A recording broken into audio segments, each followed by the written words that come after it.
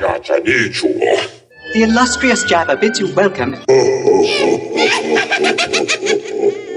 I'm going to regret this. I'm Pete Mitchell. He's Peyton Jones. And this is the Church Planter Podcast, brought to you by Church Planter Magazine.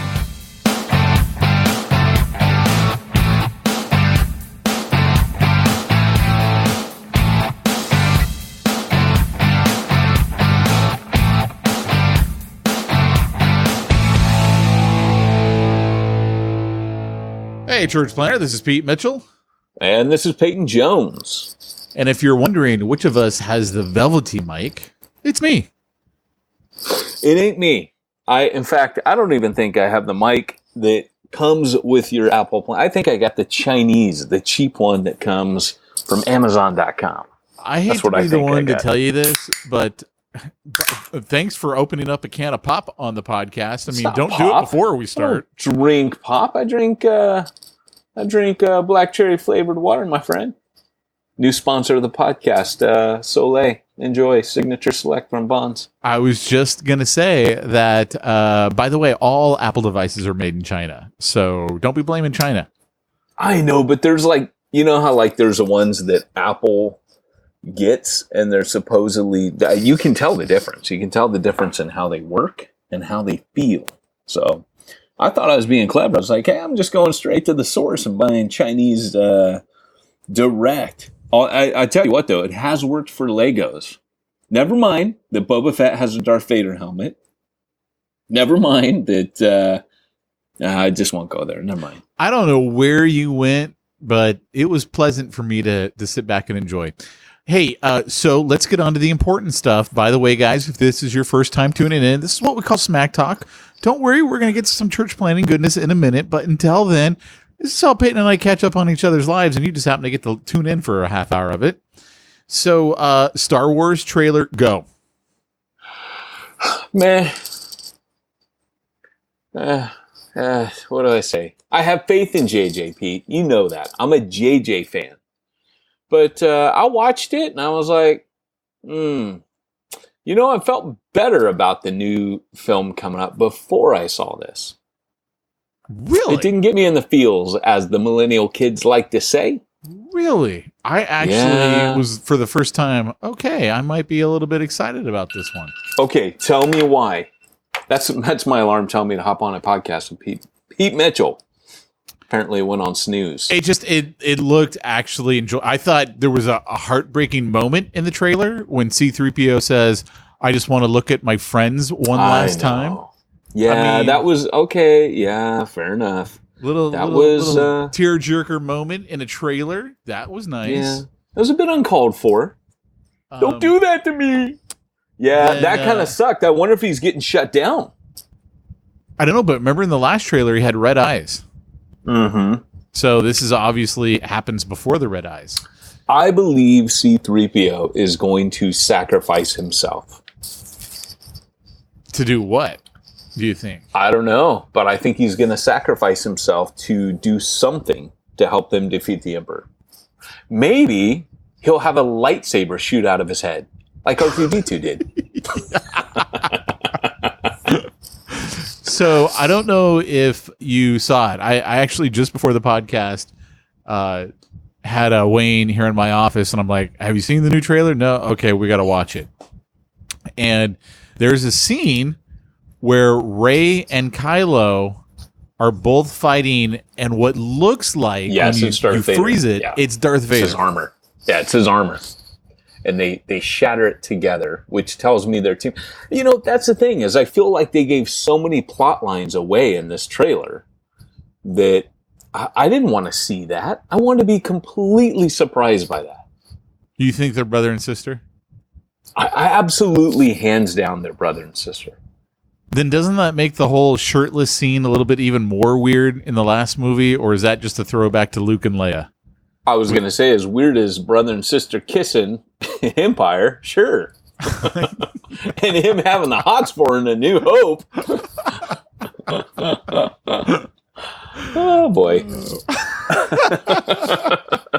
Welcome to the Church Planter Podcast. Nothing says incest like Star Wars. Oh man, you just ruined the whole movie for me. Yeah, they're brother and sister, and it's obvious to me. Who's mom and dad? Who's mom and dad? Mom and dad Ben and are not Ben. Solo and Mara Jade. and Mara Leia? Jade it's Mara Jade and no, you think they're adopted? Ben? You think it's Ben and Mara So- Jade? yeah, it's Mara Jade and no, it's Mara Jade and Luke. Oh, you Our think mom and Luke? dad. Oh, Yeah, oh, Luke. oh. See, these are Luke's not kids. Ben. Of course not. Not Ben. No, because Han Solo, he's how do I put it? He's not Adam Driver's dad, Kylo. He's not Ben's, Basically, Luke had two twins. He had twins. And Wait, how many twins are there? he had two of them. Much like when someone has three. When we triplets. do an afternoon podcast, this is what happens, everybody. This is an afternoon podcast. It is an afternoon podcast. Welcome to Smack Talk. But, it's funny, Pete, because my thought is he and Mara Jade, now that they brought the Emperor, I've been saying for a while, these are Luke's kids. This is why Luke is so upset. And you guys have heard my theory on the whole idea that these are twins. Twins run through the Star Wars universe, just like Luke and Leia were twins. They were separated for their own protection. Once they brought the Emperor back, I'm like, this is undoubtedly Luke and Leia. The only other possibility that could have happened is the Emperor has created two more Force kids, right?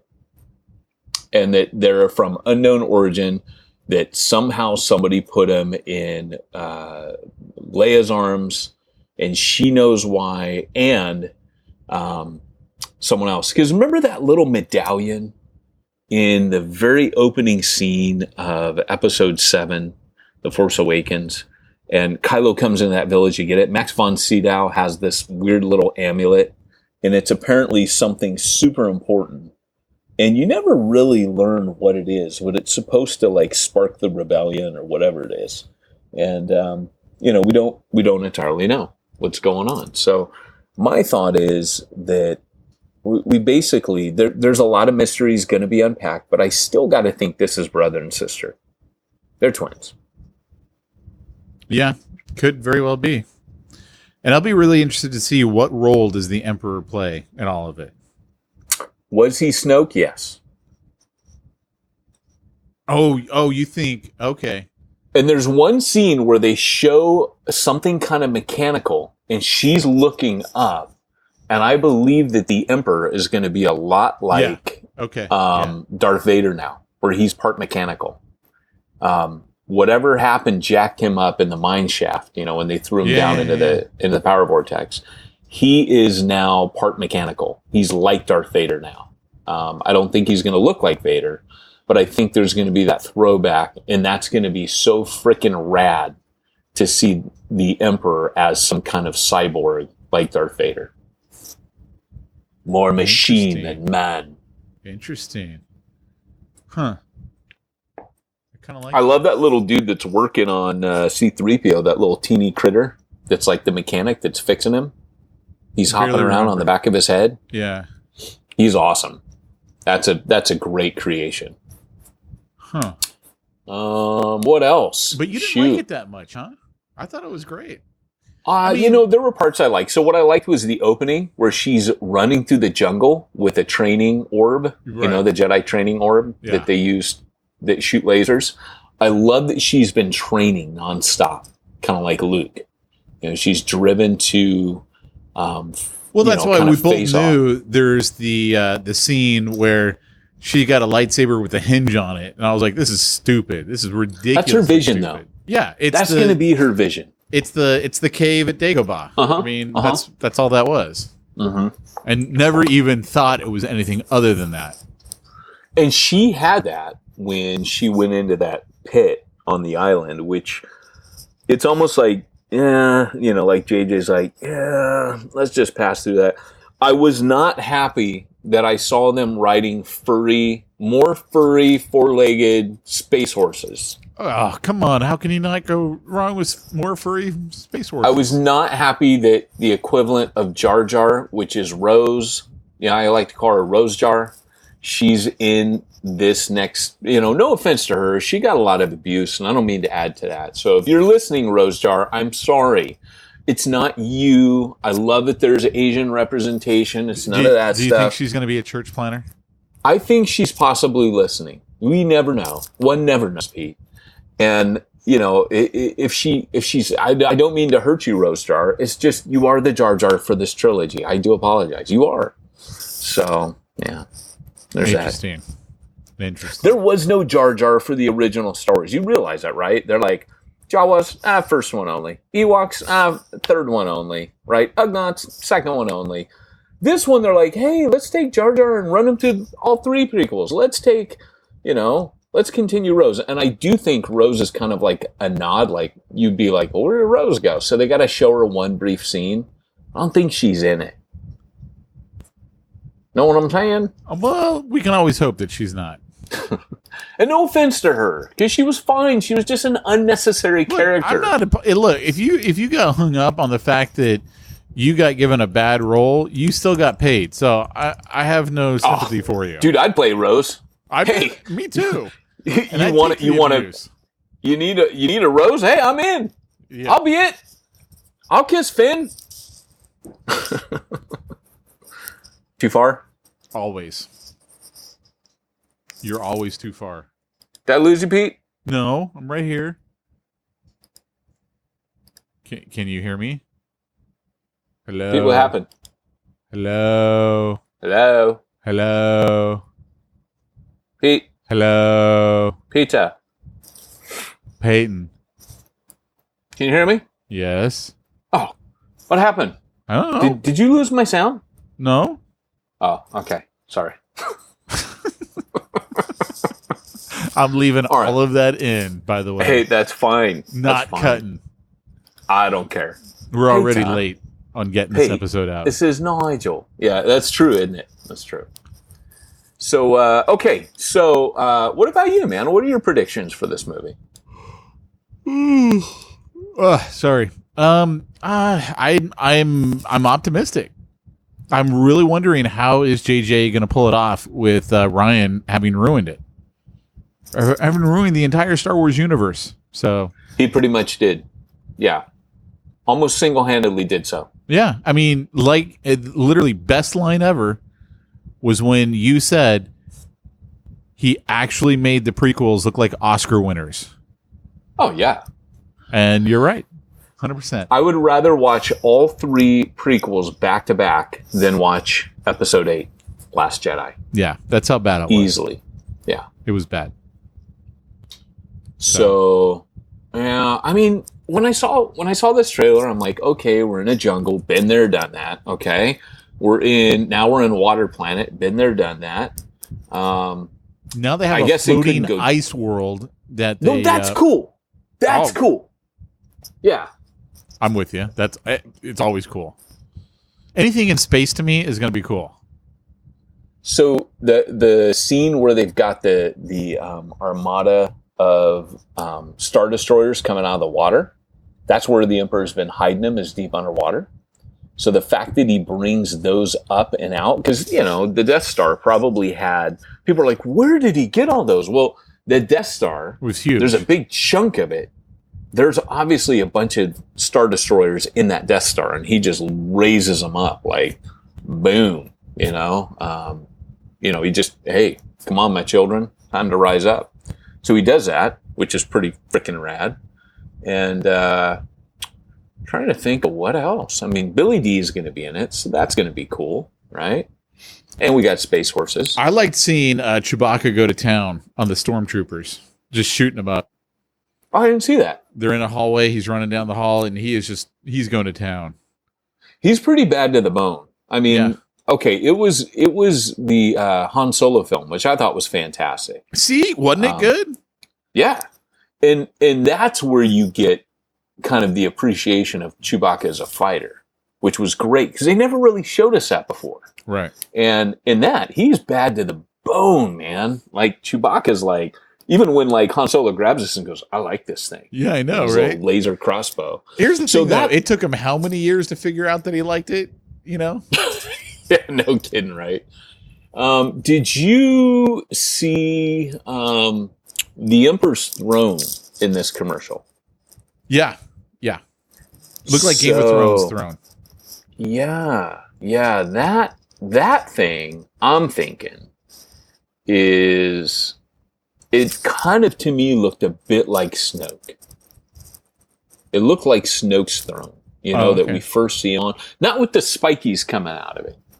But, yeah, that's what I'm thinking. That was pretty cool. So I think there's going to be a Snoke connection. But you don't think Snoke was really... I think it was the Emperor the whole time. I don't think... I do. Think Snoke I've always said that. It wasn't Snoke. It was the Emperor. I've literally said that from the beginning, that I thought that Snoke was the Emperor, and that we would... and then when I saw Last Jedi, I'm like, oh, he was a Force projection. Figured that out in the movie. Simply because in the first one, he is a hologram the entire time. Every time you see him, he's a hologram. In the second movie, Luke uses that Force power. And in the second movie, I just think to myself, Snoke is a persona. The Emperor's still around. And then boom, lo and behold, the Emperor. So it confirmed my original theory. So I can't wait for all my predictions to come true. I wish I were betting money on this. Poor church planners out there, if you want to bet $1 on these things, I'm just saying I'm collecting. There's only one of me and there's a ton of you. So I stand to either win big or lose big. Huh. Interesting. I like it. I like where your head's at. Yeah, buddy. I'm just saying. These things, you forget all my theories, huh? No, I haven't forgotten them all. Okay. I hope they don't bring that one chick back with the goggles who was flying around in the second one. I'm in a jetpack and I'm having a conversation while I'm freedom fighting some random battle on this planet. I thought she was in the first one. Was she in the second one? She was, and she was so dumb and unnecessary. And that's why I think when that lightsaber called to her, she's Luke's daughter. That's why it was calling to her. It was Darth Vader's. It's hers. The only reason for that chick, and JJ said, oh, you'll see more of her later. And he debated putting more of her story, but she goes, that's another story for another time of how she came into contact. There's all this mystery, right? Which I hope they do unpack. Who placed the kid on Jakku? Who gave the lightsaber to her? So there's always a sense, and they say it in the trailer that Finn says in the beginning, the Force brought us together. Like the Force wants us to be together. And there is that sense that the Force has a will, right? It's kind of like the Lord of the Rings kind of deal. The ring wants to be found. There's the sense that the Force has its plan, that it's working out. And so knowing, I think Luke took that lightsaber just like it was kept by Ben Kenobi all those years, waiting for him to redeem his father. So Luke gives that lightsaber to that chick, knowing that one day the Force will bring her to her, Rey, to whatever that orange chick's name is, and she'll be able to get it to redeem her brother. It's like the same recurring patterns over and over. So are you going to see it opening night? That's the real question. That is the real question. And I thought about that yesterday. I'm not that kind of guy, really. I'm not the opening night kind of guy. I was wondering how many tickets I needed to pick up. Now I know it's just me and Luke. Thank you for letting me know. Well, now that gets interesting. I could come down to the mother-in-law's. And would Jamie come see it? No, because it'll be too late for Mackenzie. Oh, okay. And I don't think Mackenzie's that's what GJ's for. Not on a Thursday. Okay. So Gigi's got her bingo. I get it. Gigi got to go work, man. She has to fund these kids. They're expensive. They are, man. They are. So, what I was thinking is I'm trying to decide between 2D or IMAX. Oh, dude, IMAX 3D all the way. or 2D. 3D or 2D, Okay. I should say. 2D and IMAX or 3D on regular screen. And I'm leaning towards 3D because I'm a 3D kind of guy. I'll talk to Andrew and see what she wants to do, because she went and saw Rambo with me. Last Blood. Did you? Yeah, she went and saw it with me. Oh, I looked dude. at her. I looked at her at one point and I go, I guess I got to go see. First, I look over her and I go, "You're a good wife. I love you." Because it was a scene where. Have you seen it yet? Dude, we talked about it on the podcast. Okay. I've had church planners reach out to me and go, thanks to you, I went and saw Rambo Last Blood. That's rad. Were they happy? Yes. Okay. Who could not be happy about that movie? Okay, but I don't want to ruin the ending, but that thump, thump, thump, thump at the end, that was over the top cheeseball. Wait. That was over the top cheeseball. But the rest of the movie, I don't know what the thump, thump, thump, thump was. You know how he deals with the bad guy at the end? Thump, thump, thump, thump. Oh, yeah. I was like, no, no, it's so cheesy. Are you kidding me? That's the reason why it's such a great movie. And the monologue at the end, that's why I'll always be here to defend the ones I love. And you're like, but dude, but that doesn't work. That doesn't fit what is actually happening in this scene. Now he's going to be around it. He gave birth to himself. Dude, no. The thing that is so great about everything that happens at his farmhouse is there is under no circumstance, at no moment in time is his life in jeopardy. Even when he's shot. He's been shot in so many movies before that. It was like, it's a flesh wound. It was like nothing. Yeah. He was never in jeopardy. Yeah. No, it's funny you say that because, yes, Rambo has survived worse wounds than that. I have to say, as soon as the movie opens and I see those tunnels, I'm like, okay, I know what's going down here. All right. You just know. It wasn't like a fine piece of cinema, but it was fun. I have to say, it was kind of like the 80s. It was like, this is just fun. I don't even, my brother's combat infantry and he laughs. I told him, Mom, I'm going to go see Rambo with Andrea. And he laughs and goes, yeah, because, and he's a fan, but he goes, yeah, because, there's nothing more realistic than a 70-year-old man taking on a small army. I'm just saying, it was great. You don't watch that movie going, I want a great storyline. Nope. That was the first movie. Every movie since then has been about the action. Right. No, it was good. I thought it was a pretty decent send-off for him. If that's going to be the final one. If that's the key line there. If it's going to be the send-off. But you see, he always says it is. This is what we said on the podcast last time when we discussed it. When they showed the clips of all the other movies at the very end, did you notice how they kind of skipped over the third movie? The one in Afghanistan. That was when they were like, we're going to show you one. Okay, good. Now let's just keep going. Let's everyone forget that happened. They real quick. Put it in there real quick. Real quick. We got to give it a nod, but then that was it. It was like, okay, that's it. That's enough of that movie. Let's go on to the rest. They spent a lot of time on the very first one. That was the one that they showed the most images. Well, that's because it's the best of all of them. Of course. Last night I watched. I've married well. Last night I watched Rocky Balboa. So good. Yeah. Such really a good film. Really good. So good. Yeah. Yeah. That is so that one and Rocky 1 are kind of like the two pieces of really good filmmaking. And he's good. I noticed, so when I was watching the end, I was like, I liked all the movie. I just thought the end was a little cornball. And I was like, okay, but it was fine. But I looked and I saw it wasn't directed by Stallone, and I was a little sad by that. I was a little bit like, I would have loved to have seen one more film directed, because I actually think he's a fantastic director. Huh. So, when you think about that dude, he wrote that stuff. So, anyways. All right, so let's move into today's topic. Let me actually go over here. Where are you, Doc? Doc Brown. Here we go, Doc. Great Scott! It's time for this week's topic. Let's get down to the nitty-gritty. I do have to share one little tidbit about Stallone before we go on. There's a YouTube video with Stallone and Schwarzenegger and how they both share in these interviews how they hated each other's guts. Who? And Stallone and Schwarzenegger back in the day. They were so jealous of each other. And, they were always compared to one another, and they had this rivalry.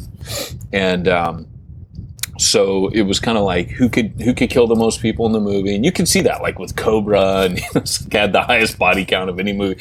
They were trying to outdo each other on like how ripped each other was, how, because Stallone would get super ripped. He'd never be as big as Arnie, but he could get super ripped. And so they would kind of have these things. And then, he does Rambo, Schwarzenegger does Commando, like there's all this June back and forth to each other. And what happened was Schwarzenegger says that he actually started sabotaging Stallone's films. What he would do is he would have his agent put the whispers out while certain movie roles are going, if you don't take it, Arnold's going to. Things like Stop or My Mom Will Shoot, Tango and Cash, all these movies that were terrible that Stallone was in. And Stallone's like, oh, my agent kept saying, he's a shoo-in if you don't take it. So he started taking these out of jealousy. And then meanwhile, Schwarzenegger, he took Red Heat, and he took some stinkers as well.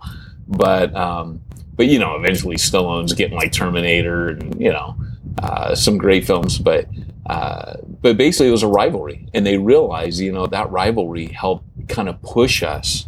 Schwarzenegger turned around in an interview and said, without Stallone, I wouldn't be where I was today because he pushed me on. He made me work hard.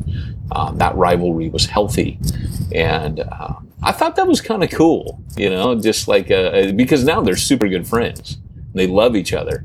But back then, man, it was cool. And so they make the point, they say, we realized at a certain point we weren't competing with one another. We were competing with ourselves. We're in a different place mentally now. So that was kind of cool. Cool. So let's actually get into today's topic. And just so you know, I got about 20 minutes. Oh, okay. All right. So church planner, you're cutting it short today. Yeah, well, it's an afternoon podcast. That's how it works. Oh, I see. This isn't the From Concealment podcast. By the way, I was told to point out that my choice cuts go to the Ministry Ninja podcast. That was my, I was told by Barry Waters to mention. I was just going to say, no one cares what Barry thinks. I literally was about ready to say that. I got my one piece of hate mail. He's my co-host on the other show, along with Andrea. So if you ever want to hear what it sounds like to be married to me, check that out. Okay, getting into our topic. So Pete, obviously, yourself being a sexist, we have to address the elephant in the room. And of course, I'm teasing everybody. Pete knows I'm teasing, but you guys may not. But recently, John MacArthur, Johnny Mac, made the statement that Paula White, or no, not Paula White. Yeah. That'd be a different. Woo-hoo. Beth Moore. Well, we were talking about that, weren't we? So people confuse the two. Paula White is a televangelist who is prosperity gospel, false teacher, yada, yada. Whereas Beth Moore is a very conservative Southern Baptist complementarian woman who teaches the Bible. Now, she happens to be a #1 bestseller, happens to be very popular, and has a vast ministry to women, but is not a head covering wearing Southern Baptist, but a Southern Baptist nevertheless. And she has been in and out of controversy, and I feel like she's being victimized personally. Poor lady who's just trying to teach the Bible to a bunch of women. Her pastor did the scandalous thing of having her teach on Mother's Day about motherhood. And like Joker says in The Dark Knight, everyone just starts losing their minds, So that went all around. And recently, John MacArthur was asked about, Beth, what do you think of Beth Moore? Because, it's kind of a stalwart of the Reformed what it was tradition. Exactly was he's speaking at a conference or something like that. And they said, okay, we're going to say 2 words and we want you to say the first 2 words that pop into your mind. And so he was the very first person up and they said, Beth Moore. And he said, go home. Like that was, and then, that was what started the whole thing. Oh, so it's so much more painful. It makes it just so much more painful. Yeah. That's why I was saying, you know what? If he didn't have a track record of this, which he kind of does. He does. If he didn't have a track record, I would have said, you know what? Someone just caught him off guard and said, hey, tell us what you think about this. Well, most people would apologize if they were caught off guard and they're like, look, it just jumped into my head. You said the first thing. I don't know why I said that. She's great. I guess it was kind of funny at the time, but I realize it hurts feelings and confuses people. And I'm sorry, guys. Could you just maybe forgive me a little bit? And, but that's not the case, and that's not what happened, and that's not what he feels. So, funny enough, I read a book by him years ago called Rocking the Rolls. And it was, I've been accused before. My wife, occasionally, when I tell her, hey, doing the dishes is women's work. No, I'm teasing, I don't say that. But I will sometimes, just goof off with my wife because I help around the house. And it's not like the housework is her deal because she's a woman. We're grown adults and we both got to look after the house. And we share that housework. And so... but occasionally I'll make a joke or whatever, and she'll be like, oh, you 1950s man, and she knows I'm teasing and it's lighthearted and it's no big deal. And she'll, tease me about things about being a man. We're not hypersensitive. If you're hypersensitive about that stuff, you wouldn't make it in our house because we joke about stupid stuff like that.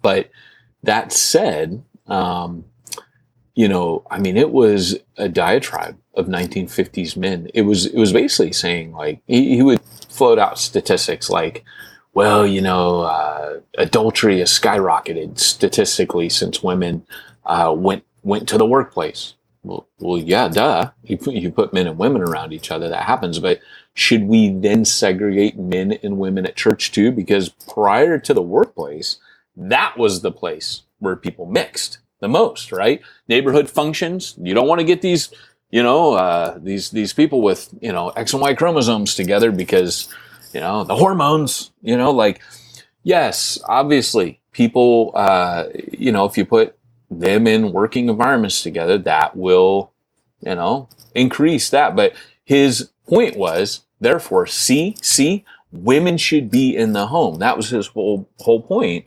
And men should be in the workplace. And there's a lot of sexism in the church. There's no way around it. There's racism. There is, and I'm not saying there's racism under every bush.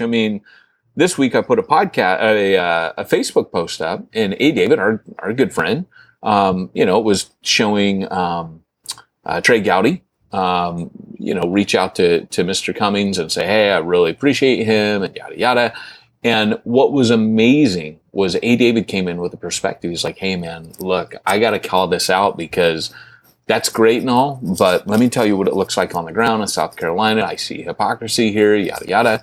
And A. David is the kind of guy where when that comes from him, I listen because I know who he is. And I know that nothing is a knee-jerk reaction with that dude. He's thought through it carefully. He's thought through it biblically. He has the right attitude for reconciliation. But he was like, hey, there's more. It's a little bit deeper of an issue. And I think in the same way that there's racism that and I'm not saying like, oh, I'm racist because, not saying that. What I'm saying is there are issues here that don't get addressed. And that's what A. David was raising. And I'm pulling that into this with sexism. There are issues of sexism, and some of it is theology. Some people have theology that says, and I was here for a long time, that says, oh, we each have our place, God-given, and we must stick to it. And so that is where John MacArthur's coming from, that tradition of women will not be elders, women will not be this, women will not be that. And yet, one person posted and said, even if John MacArthur were right theologically, that kind of verbiage to say that to a woman, first off, right? Like there is something to be said for being a gentleman. But secondly, as a leader, and thirdly, just as a Christian, like, did you really say that to somebody? Right. Go home. So it's caused controversy. As far as I'm concerned, there's not been any public apology, and I doubt very much that there will be. Well, I don't think he thinks he did anything wrong. So right, correct. And that's kind of the concern, I think. I think that's what's upset people is, again, we live in a world where things are seen to be, we hear about white privilege, and for some people that's like red rag to a bull. They hear the term white privilege and they go nuts because they get all defensive.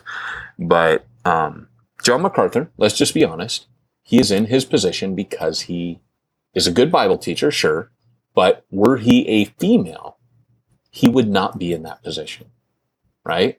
Whatever the reasons for that are. So is there a male privilege? Yes, there is, undoubtedly. I gotta stop saying Paula. Beth Moore, Beth Moore, good. Paula White, bad. All right, we'll just put it in Frankenstein terms there since it's Halloween.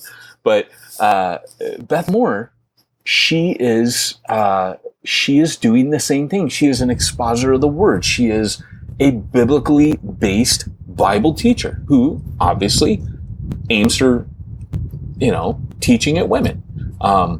And he's, for whatever reason, unknown to us, I guess that's too much, right? Like that somehow it's woman, keep your place. And that's what seems to be at the root of this that I see as a major problem. I am theologically liberated on this issue, but I understand those people that are theological. I'm not going to, we don't choose our convictions. We read the word, we make a judgment, we think we know what it says, and we go from there. For those of you that hold that conservative role that are saying, hey, I'm just trying to be true to Scripture, I get you.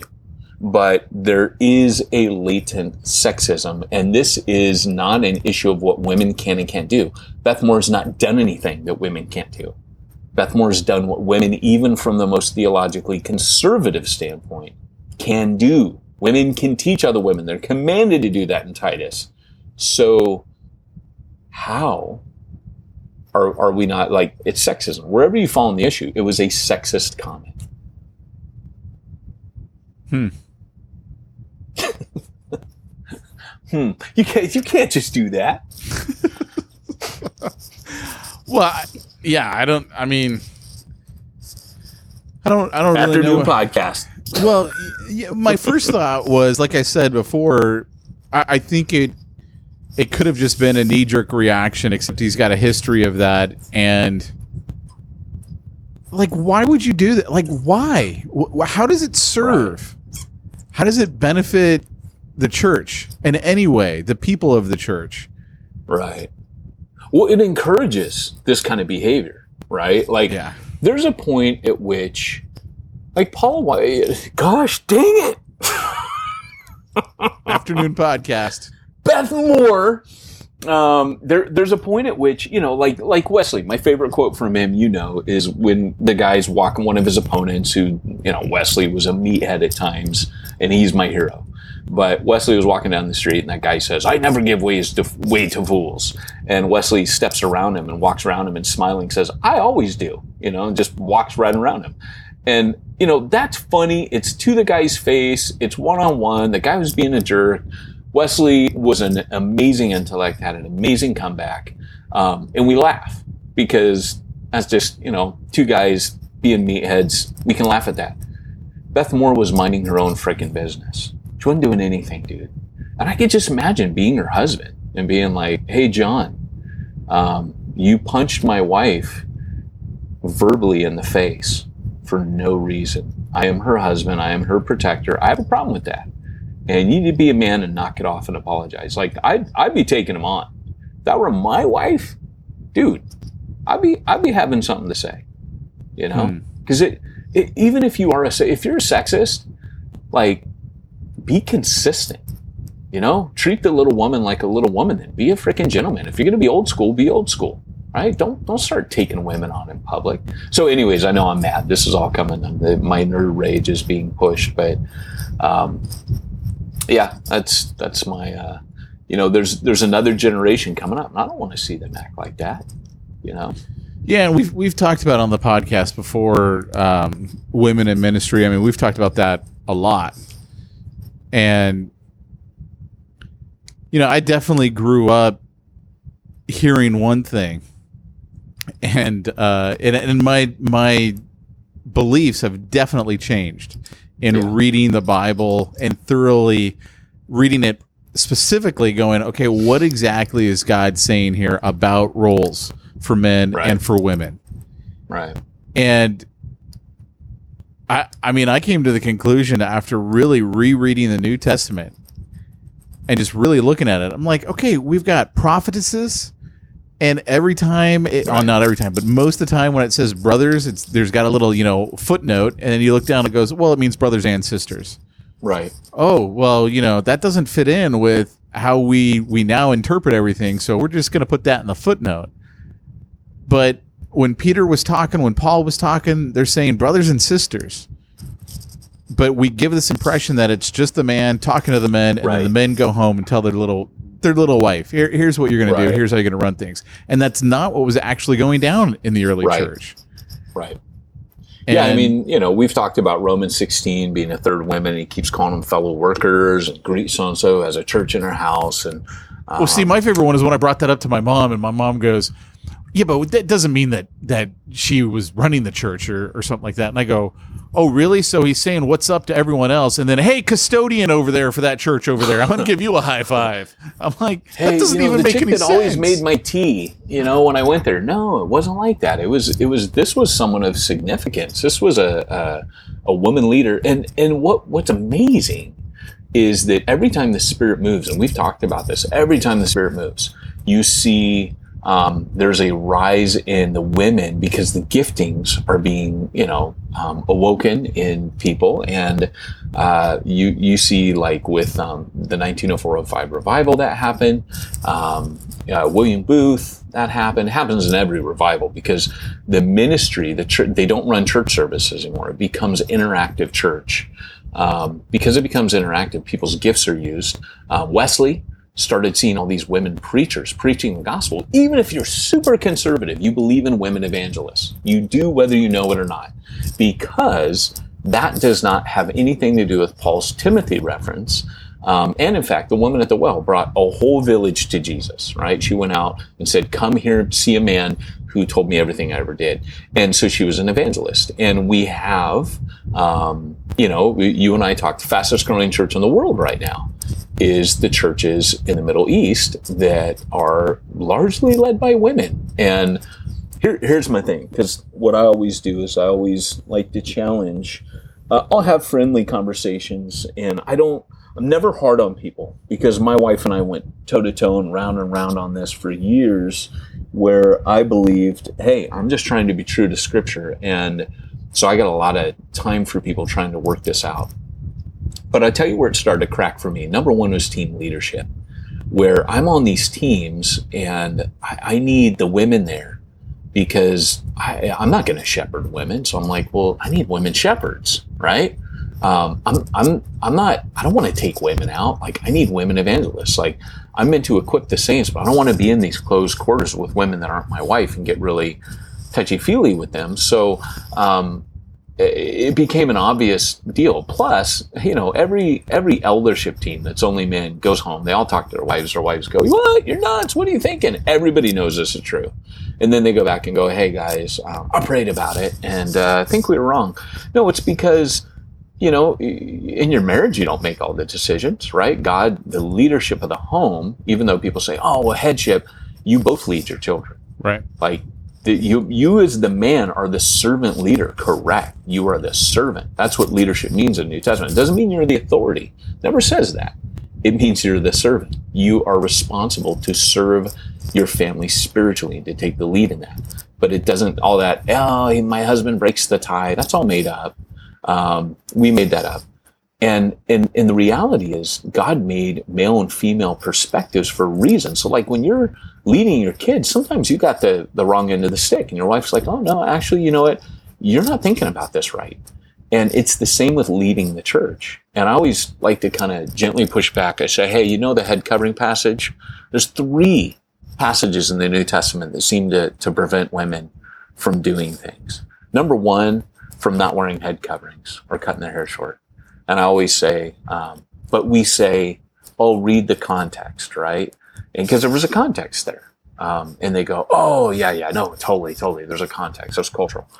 Then we say, oh, women keep silent in church, right? And we know that that's not literal because, like you pointed out, Philip had 5 daughters that were prophetesses, which was a public meeting. And when Paul says, therefore, brothers and sisters, when one of you brings a prophecy, as you said, it both. So we know exegetically that women were not silent in church. So we say, oh, that's cultural. Why then when we come to the one in Timothy, where Paul says, "For I do not permit women to teach and have authority over men." Why do we not look at that one and say, well, what was culturally going on here? Why is it okay to give a pass on the other two, but on this one we go, oh, nope, it's literal. Couldn't be anything going on there. Like, could it be that Paul, writing to Timothy in Ephesus, the mothership of the other 7 churches planted, the 7 churches of Asia, where Jesus addresses, that woman Jezebel, who was one of the churches who became a cult leader, a sex cult leader in one of the churches. It couldn't be that this letter was written to deal with that, and that Paul's referring generally, yes, to say, hey, Timothy, I wouldn't allow a woman to teach. Well, I wouldn't either, right? Like, that violates team leadership. The first century leadership of the church was team leadership. And Right. if you read the elders and deacons descriptions, they each have roles on the leadership. They each serve. And so that's where Paul's fellow workers, so team leadership to me, even if I read the most conservative way of looking at that passage, women don't teach and have authority over men, nor do I as a man go and do a lot of that stuff over women. It's kind of like, hey, there's times where women minister best to women and men minister best to men. And together we minister, just like in my home, mother and father, we minister as male and female, because the two together make up the image of God. And so that's my quick. We have 2 minutes left, don't we? So We do. That's my diatribe. But that's my little potted thing that I like to, if you're working through that stuff today, that's just kind of my thing that I would say, think that through a bit. Maybe there's more going on. I think if you're going to think that through, though, and you're really going to spend some time focusing on that, then you're probably going to need some help with payroll and workers' comp. And oh, dude, totally. And you know what? It's so rad, because when you're studying all that pastoral theology and trying to get the roles together, and even reading John MacArthur's Rocking the Roles books, tells your wife, get back in the kitchen, woman. When you're doing all that stuff, which, sorry, that's a bad joke, but no, his book does say that stuff. So when you're doing all of this research and study, you need to get in touch, Pete, with simplifiedchurch.com. wait, what was that again? It's called simplifiedchurch.com. Simplifiedchurch.com. Yeah, it means that they do all that stuff for you. They do all of your bookkeeping, all your payroll, all of your IRS compliancy, and they've been awesome sponsors of this podcast for a good many years, Pete. So head on over to simplifiedchurch.com. One last thing, guys, check out the Ministry Ninja YouTube channel, where we have been doing ECCU videos, the Church Planning and Money Show. And I'm on there with Kurt Blake, church planning specialist for ECCU. And we've been talking about the Beatitudes of budgeting. So check that out. What are you, little Wolfman Jack there? Do you like that? Because it's Halloween, I guess You so. gotta rip I it. guess so. Not bad for an afternoon podcast, sign us out. So, hey, just remember, everyone, if you want to go where nobody's going and do what nobody's doing, you got to do something. And I can't remember your tagline. Here, I tried to take it that over, and I was, couldn't that's remember it. good enough. That's good enough. If I you want to couldn't reach one's remember nose it. reach, you need to go where no one's going, do what no one's doing. There out. you go.